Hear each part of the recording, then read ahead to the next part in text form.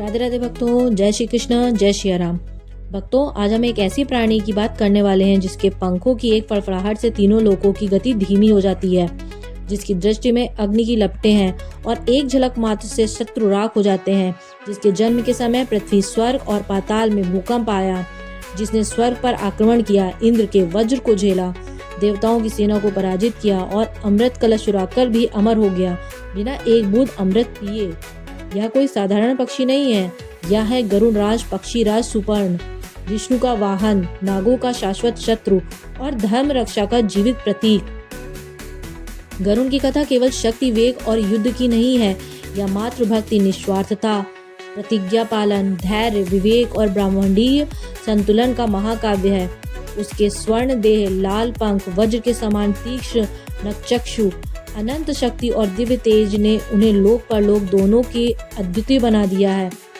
आइए इस रहस्यमय, रोमांचक और दिव्य कथा की गहराइयों में उतरते हैं, जहाँ हर मोड़ पर आश्चर्य, हर पल में संघर्ष और हर निर्णय में धर्म का संरक्षण है। भक्तों, यह कथा कलयुग के बहुत पहले सतयुग या त्रेता युग के प्रारंभ में सप्त ऋषियों में से एक महान कश्यप ऋषि ने शुरू होती है। कश्यप प्रजापति दक्ष के पुत्र थे और संपूर्ण सृष्टि में जीवन प्रसार के लिए जिम्मेदार थे। कश्यप की अनेक पत्नियां थीं, जिनमें से अदिति देवताओं की माता, दिति दैत्यों की माता, धनु दानवों की माता, कद्रु नागों की माता, विता पक्षियों की माता और अन्य से कश्यप संतान की इच्छा रखते थे और इन उद्देश्य से उन्होंने एक भव्य यज्ञ का आयोजन किया। यह यज्ञ अत्यंत विशाल और महत्वपूर्ण था। सभी देवता, ऋषि, गंधर्व और दिव्य शक्तियां आमंत्रित थीं। यज्ञ के लिए विशाल मात्रा में संविदा, काष्ठ और लकड़ी की आवश्यकता थी, क्योंकि यह यज्ञ अग्नि को निरंतर जलाए रखने के लिए आवश्यक था। कश्यप ने सभी को आमंत्रित किया और सबसे अनुरोध किया कि ये यज्ञ के लिए लकड़ियां एकत्र करें। इंद्र, स्वर्ग के राजा, वज्रधारी, देवताओं के नायक, अपनी शक्ति और गर्व के में चूर होकर एक विशाल लकड़ी का गट्ठर उठाकर चल पड़े। इंद्र इतने अहंकारी थे कि वे अपनी शक्ति का प्रदर्शन करना चाहते थे। मार्ग में उन्होंने वाल्खिल्य ऋषियों को देखा।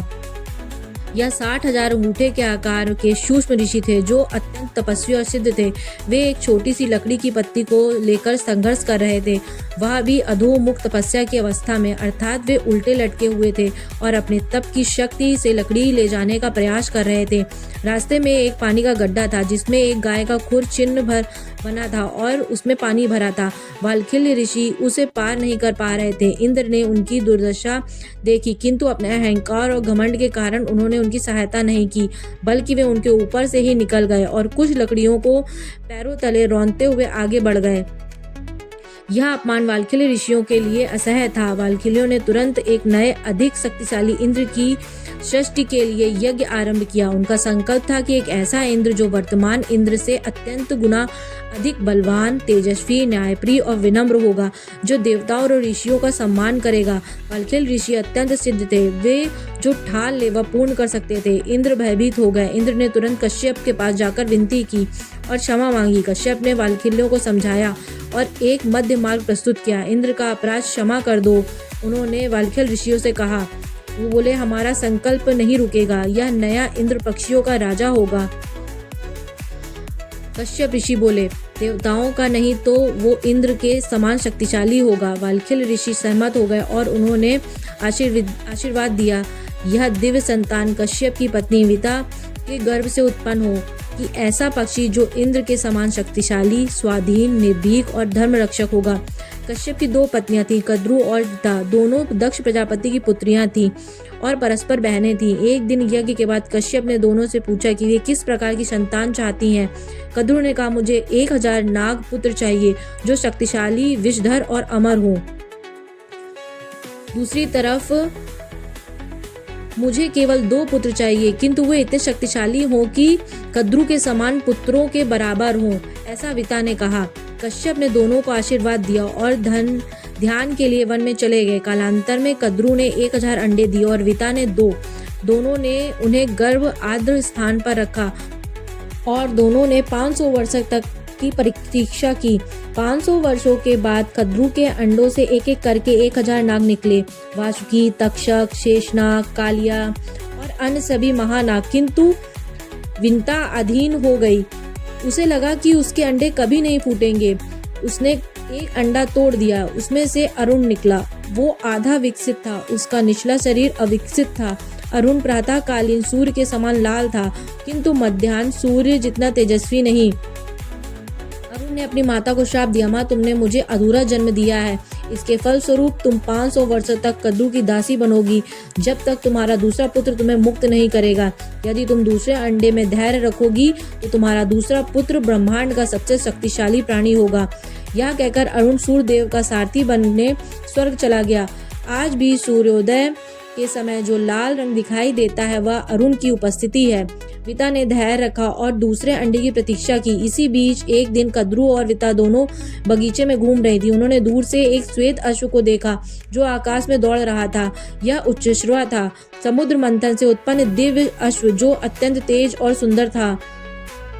कद्रू ने कहा, उस घोड़े की पूंछ काली है। विता ने कहा, नहीं, वह पूर्णतः श्वेत है। कद्रू ने दाव लगाया कि पूंछ काली है। मैं कहती हूँ उसकी पूंछ काली है। यदि पूंछ काली हुई तो तुम 500 वर्षों तक मेरी दासी बनोगी, और यदि श्वेत हुई तो मैं तुम्हारी दासी बनूंगी।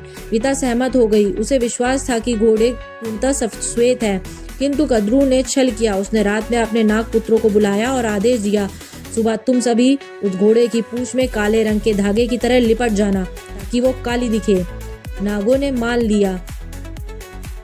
यह छल था, धर्म विरुद्ध है, किंतु कद्रू ने उन्हें श्राप देने की धमकी दी। अतः कुछ नागों ने उसका आदेश मान लिया। अगले दिन जब दोनों ने घोड़े को देखा तो उनकी पूंछ काली दिख रही थी। विता हार गई और कद्रू की दासी बन गई। यह अन्याय और छल की शुरुआत थी, एक ऐसा अन्याय जो गरुण के जन्म का कारण बना। अंततः 500 वर्षों के पश्चात विता का दूसरा अंडा फूटा, और जिस क्षण वो टूटा उससे एक ऐसा अद्भुत चौंधियाने वाला तेज प्रकट हुआ कि तीनों लोग प्रकाशित हो गए। सूर्य की तरह दीप्तिमान, अग्नि की तरह तेजस्वी, स्वर्ण की तरह चमकता हुआ गरुण का जन्म हुआ। गरुण का रूप अद्भुत था, संपूर्ण शरीर सुनहरा, मानो पिघले हुए स्वर्ण से ढका गया हो। विशाल, शक्तिशाली, प्रज्वलित लाल पंख जो सैकड़ों योजन तक फैले थे। बाज, चंचू और नख तीक्ष्ण, वज्र से भी कठोर, जो किसी भी अस्त्र को काट सकते थे। आंखों में अग्नि की लपटें थी जो केवल दृष्टि से शत्रु को भस्म कर सकती थी। ऊपरी शरीर मानव समान, निचला शरीर पक्षी समान। यह दिव्य संयोजन था। जिस क्षण गरुड़ ने जन्म लिया वह तत्काल अपार आकार में बढ़ गया। उसी चहचहाहट से दिशाएं हिल गईं, पंखों की फड़फड़ाहट से तूफान उठा, पृथ्वी कांप गई और आकाश फट गया और पाताल में नाग भयभीत हो गए। ऋषियों ने सोचा, यह कोई साधारण पक्षी नहीं है, यह अग्नि का अवतार है, सूर्य का पुत्र है, यह कोई दिव्य शक्ति है। देवता भयभीत हो गए और उन्होंने ब्रह्मा जी से पूछा कि यह क्या है। ब्रह्मा जी ने कहा, यह गरुड़ है, कश्यप और विनीता का पुत्र, वाल्खिल ऋषियों का आशीर्वाद, पक्षियों का राजा और भविष्य में विष्णु का वाहन। यह अद्वितीय है, इसकी शक्तियाँ असीम है, उनका वेग अतुल्य है और उनकी नियति महान है। गरुड़ ने अपनी माता विनीत से पूछा, आप इस दुर्दशा में क्यों हैं? आप किसी की दासी क्यों हैं? विनीता ने कहा, पूरा वृतांत सुनाया। कद्रू का छल, नागों की धूर्तता, दाव की हार और 500 वर्षों की दास्तान। गरुड़ का हृदय क्रोध, पीड़ा और दृढ़ संकल्प से भर गया। गरुड़ ने नागों से पूछा, मेरी माता की मुक्ति का मूल्य क्या होगा? नागों ने उत्तर दिया, स्वर्ण के अमृत कलश लाओ। यह कोई साधारण कार्य नहीं था, यह देवताओं की व्यवस्था को चुनौती, इंद्र के वज्र से युद्ध और स्वर्ग की सुरक्षा व्यवस्था को तोड़ना और ब्राह्मणीय नियमों के साथ प्रतिस्पर्धा था। किंतु गरुड़ के लिए यह असंभव नहीं था। गरुड़ ने प्रतिज्ञा की, मैं अमृत लाऊंगा और अपनी माता को मुक्त कराऊंगा। गरुड़ ने अमृत यात्रा के लिए प्रस्थान किया। विनीत ने उसे आशीर्वाद दिया, तुम्हें भूख लगेगी, जो भी मार्ग में मिले उससे भक्षण कर सकते हो, पशु, राक्षस, दैत्य, मनुष्य, किंतु कभी भी ब्राह्मण को मत छूना। ब्राह्मण ज्ञान, पवित्रता और धर्म के प्रतीक है, उन्हें भक्षण करना महान पाप है। गरुड़ ने माता की आज्ञा स्वीकार की। पहले गरुड़ ने एक द्वीप पर निषाद मछुआरों की एक जाति का भक्षण किया। यह लोग कठोर, हिंसक और धर्म विरुद्ध थे, इसलिए गरुड़ ने उन्हें खा लिया, किंतु उनकी भूख शांत नहीं हुई। उसके बाद गरुड़ ने एक विशाल और प्रतिशोधी हाथी और कछुए की जोड़ी का शिकार किया। वह दोनों अत्यंत विशाल थे। हाथी सैकड़ों हाथ लंबा और कछुआ विशाल झील के समान था। यह दोनों परस्पर शत्रु थे और लड़ रहे थे। गरुड़ ने दोनों को अपने पंजों में पकड़ लिया और हाथी कछुए को भक्षण कर लिया। अब वह स्वर्ग की ओर बढ़ा। पूर्ण शक्ति, संकल्प और आशीर्वाद के साथ। जैसे ही गरुण स्वर्ग की ओर बढ़े, आकाश में अशुभ संकेत प्रकट होने लगे। देवता भयभीत हो गए। उन्होंने अपनी गुरु बृहस्पति से पूछा, यह क्या हो रहा है? क्या कोई महान आपदा आने वाली है? बृहस्पति ने कहा, यह गरुण है, महान पक्षी, विंता और कश्यप का पुत्र, बालकल्य ऋषियों का आशीर्वाद, जो अपराजय है, उसकी शक्ति असीम है, उसका वेग अतुल्य है और अमृत की सुरक्षा को दुगनी करनी चाहिए। इंद्र ने तुरंत देवताओं को एकत्रित किया। उन्होंने अमृत के चारों ओर सुरक्षा व्यवस्था कड़ी कर दी। देवताओं ने शक्तिशाली शस्त्र धारण किए, जिन्हें असुर भी नहीं झेल सकते थे। गरुण स्वर्ग के द्वार पर पहुंचा। उनका विशाल रूप देखकर देवता सिहर गए। गरुण का आकार इतना विशाल था कि उसकी परछाई स्वर्ग को ढक देती थी। सबसे पहले स्वर्ग के वास्तुकार और शिल्पी विश्वकर्मा ने उन्हें चुनौती दी। गरुण ने एक ही बार में उन्हें परास्त कर दिया। इसके बाद गरुड़ ने अपने पंखों को तीव्रता से फड़फड़ाया और एक विशाल धूल का बादल उत्पन्न किया। यह धूल इतनी घनी थी कि देवताओं की आंखें अंधी हो गईं। वे कुछ भी देख नहीं पा रहे थे। इंद्र ने वायुदेव को बुलाया और कहा, हे वायुदेव, कृपया इस धूल को हटा दें। वायु से अपनी शक्ति से आकाश को साफ किया, किंतु तब तक गरुड़ ने देवताओं को पराजित करना शुरू कर दिया था। गरुड़ का रूप इतना भयावह था कि उसके नख से देवता फट जाते थे, उनकी चोंच से टूट जाते थे, उनके पंजों से कट जाते थे। गरुड़ ने स्वर्ग की संपूर्ण सेना को पराजित कर दिया। किसी भी देवता में गरुड़ का सामना करने की शक्ति नहीं थी। अंततः गरुड़ उस कक्ष में पहुंचा जहां अमृत सुरक्षित रखा गया था, किंतु अमृत तक पहुंचना अभी भी असंभव था। 3 घातक बाधाएं थी। अमृत के चारों ओर एक विशाल अग्नि दीवार थी जो निरंतर प्रज्वलित रहती थी। यह अग्नि इतनी तीव्र थी कि कोई भी प्राणी उसके पास नहीं जा सकता था। गरुड़ ने अपना रूप बदला और 90 मुख और 90 सिर वाला विशाल रूप धारण किया। नदियों, झीलों, समुद्रों और वर्षा से जल एकत्र किया। उनसे अपने 90 मुख में एक साथ जल की धाराएं छोड़ी और उस अग्नि को बुझा दिया। अग्नि के पीछे एक तीक्ष्ण इस्पाती चक्र था जो अत्यंत तीव्र गति से घूम रहा था। उसका उद्देश्य किसी भी अमृत चोर को काट डालना था। गरुड़ ने अद्भुत चतुराई दिखाई। उसने अपना आकार सूक्ष्म कर लिया, मानो एक कीट हो, और चक्र के बीच से निकल गया। अंतिम बाधा थी 2 विशाल नाग, जिनकी आंखें विष की ज्वालाओं से भी भरी थीं।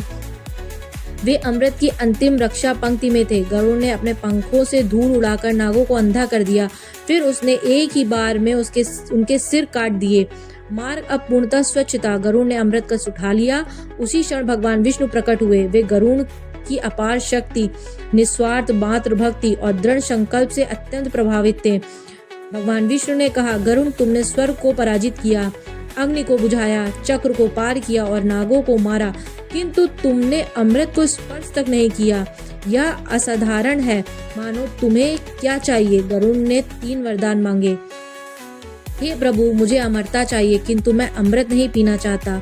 मुझे जीवन में कभी भी रोग न हो। मैं सदा आपके ध्वज पर आपके ऊपर रहूं। विष्णु ने सहर्ष स्वीकार किया। उन्होंने गरुड़ को अमृता प्रदान की। बिना अमृत के यह ब्रह्मांड का एकमात्र उदाहरण है जहाँ कोई प्राणी बिना अमृत पिए अमर हुआ हो।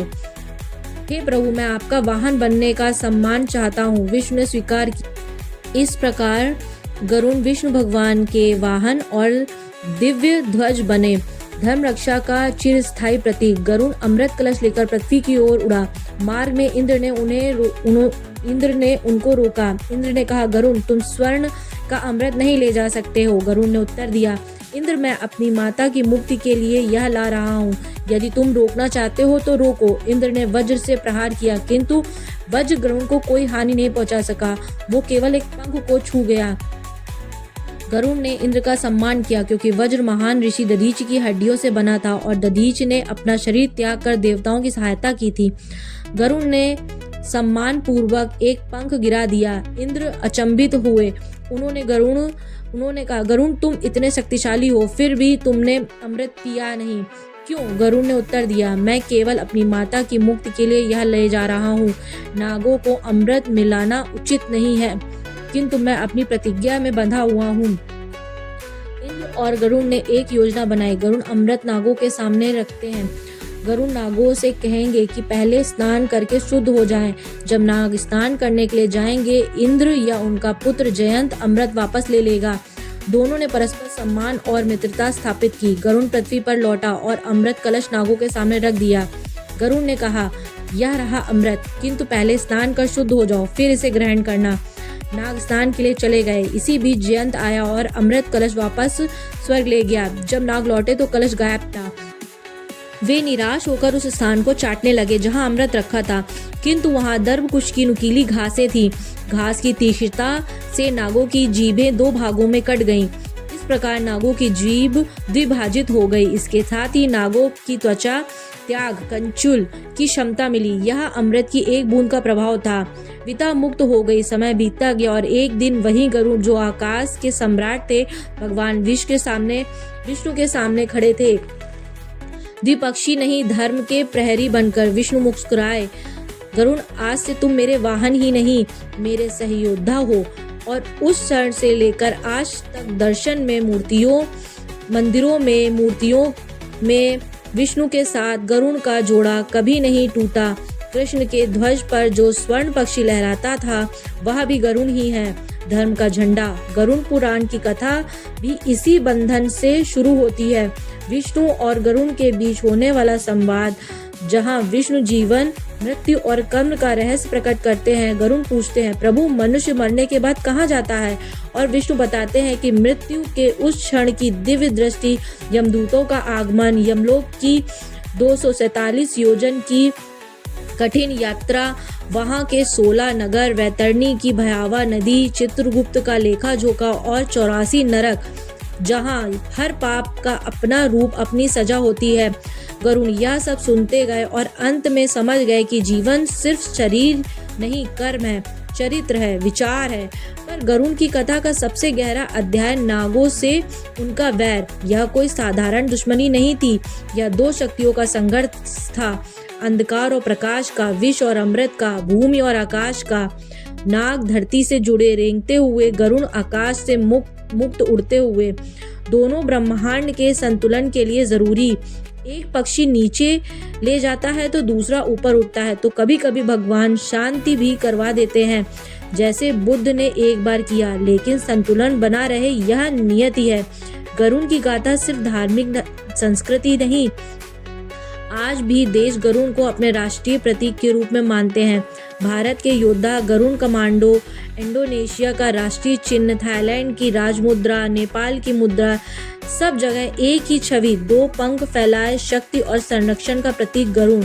लेकिन अगर उनकी कहानी का सार पूछे तो वो ताकत या उड़ान नहीं, वो है माँ। गरुड़ की हर लड़ाई, हर बलिदान, हर परीक्षा सिर्फ एक कारण से हुई, विंता की मुक्ति। उन्होंने इंद्र को पराजित किया, स्वर्ग से अमृत उठाया, स्वयं अमृत का स्पर्श तक नहीं किया, बस इसलिए कि उनकी माँ आजाद हो जाए। और यही गरुड़ की कथा का सबसे बड़ा संदेश है। धर्म की जड़ जहाँ भी है वहाँ माँ के चरणों में है। कहानी पूरी होती है पर गरुड़ का संदेश नहीं। जब विष्णु अपनी मूर्ति में शांत बैठे होते हैं और उनके सामने गरुड़ खड़े होते हैं तो वह हमेशा यही कहते हैं, मैं धर्म की रक्षा के लिए हूँ। और धर्म वही है जहाँ प्रेम, भक्ति, निस्वार्थ और सत्य हो। गरुड़ के पंखों की वह अनसुनी गर्जना आज भी आकाश में गूंजती है। सत्य जीतेगा, अधर्म गिरेगा और जो अपनी माँ के लिए लड़ता है वह कभी हार नहीं सकता। यदि आज की यह दिव्य कथा आपको पसंद आई हो तो कृपया करके मेरे साथ बने रहें और आगे की वीडियो को भी देखते रहें। तो भक्तों, आज की वीडियो हम यही समाप्त करते हैं। राधे राधे, जय श्री कृष्ण, जय श्री राम, धन्यवाद।